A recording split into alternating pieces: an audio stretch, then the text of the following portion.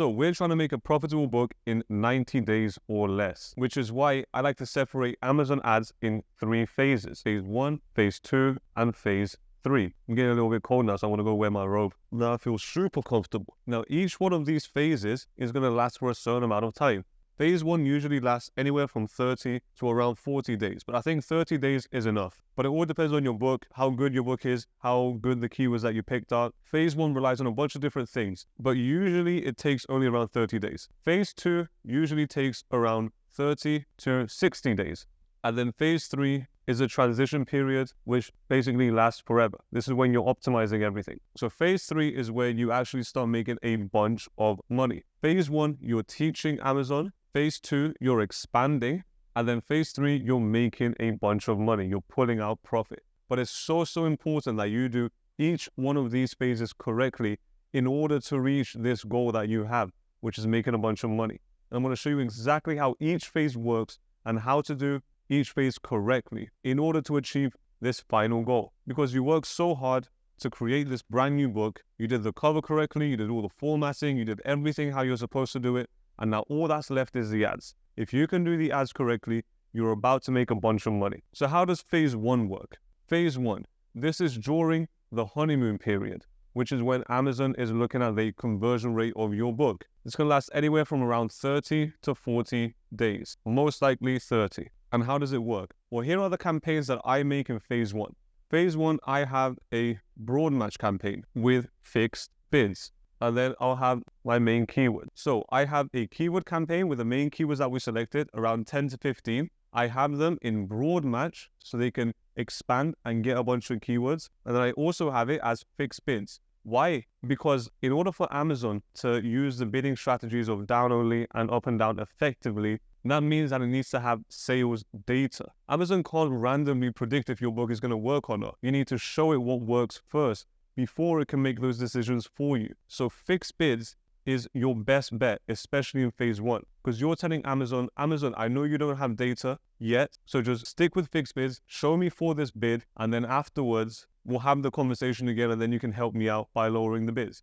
But in month 1, in phase 1, everything is going to be fixed bids. Now, I've had so many clients come up to me and say, oh, but you should use down only. Down only is going to save you money. Phase 1 is not about making money. I'm going to write this down. Phase 1 is not about making money. Phase 1 is everything but making money. Phase 1 is losing money. You have to lose money. The more money you lose in phase 1 for relevant keywords, not for random keywords, for your keywords that you're going to rank for, the more money you spend on phase 1, the more data you're giving Amazon to help you out later on. So if you go in straight away and you tell Amazon, oh, Amazon, please don't spend a lot of money for my book, that's basically telling Amazon, my book is terrible. I don't believe in my book myself. That's why I'm not willing to spend money. But then I come in and I create an amazing book and I'm like, yo, Amazon, fixed bids, you better show me for this keyword. I don't care how much I have to spend, show me for this keyword because I know my book is good enough to sell. Amazon will help you out. So fixed bids is always what I use. Now I just do the same campaign for phrase and exact match. So I do the same ones, both of them fixed bids, and then these are the same keywords inside. So these are my keyword campaigns. Now there's 2 more campaigns that I like to run in phase 1, and these are my product campaigns. Now what do I include in my product campaigns? Well, first of all, I'm going to have a campaign with all of my competitors. Now, your competitors, like we said in the niche research section, are only the ones that are selling. So you're going to have a campaign, then you're going to have an ad group, and in that ad group, you're going to include the ASINs of your competitors that are selling. Again, around 10 to 15 competitors is fine. If it's less, that's okay. If it's more, then if it's more than 20, try and split it into 2 campaigns. So 10 and 10. But most likely, your really strong competitors is probably going to be around 5 to 10, maybe 15. But you want competitors that are highly relevant to your book.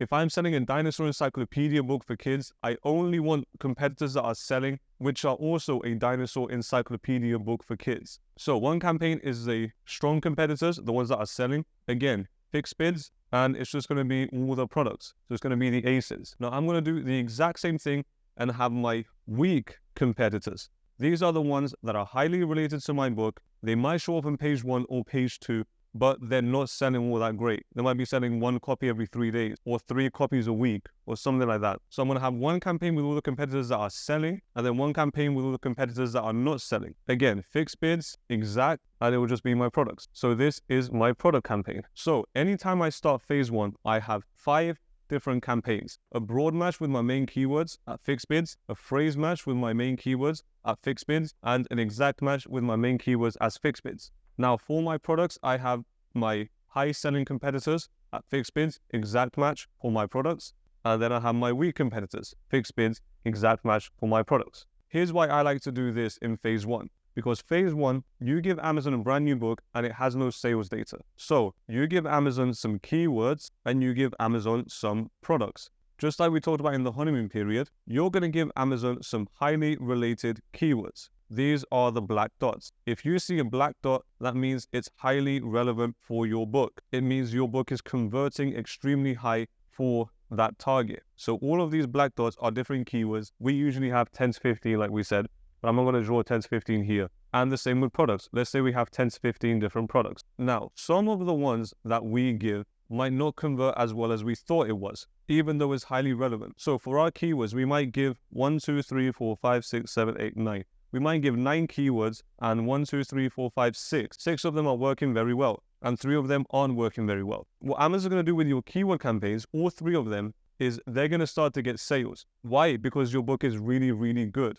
Not because your ads are good, because your book is good. The ads are only a reflection of your book. If your ads aren't working, it means your book is not set up correctly. It's not created effectively. It doesn't have the correct market fit. So Amazon's going to start collecting sales data from these keywords that are actually working for your book. And it's going to do the same thing for your product campaigns. You might have 5 products that are working very well for your book and 3 that aren't working all that great. Now, what are you going to do at this point? What you're going to do at this point is make sure you're the highest bidder for your keywords and for your products. Why do you want to be the highest bidder? Because you want to get information as fast as possible if something works or doesn't work. Now, a lot of people out there will say, start low and then slowly increase so you don't waste your money. I go the opposite way. I'm not telling you to do the same. You can do whatever you believe that you want to do, but I'm telling you what I do, what works for me. And what works for me is to be the highest bidder. Why? Because I did all my research and I know that my book is just as strong as my competitors.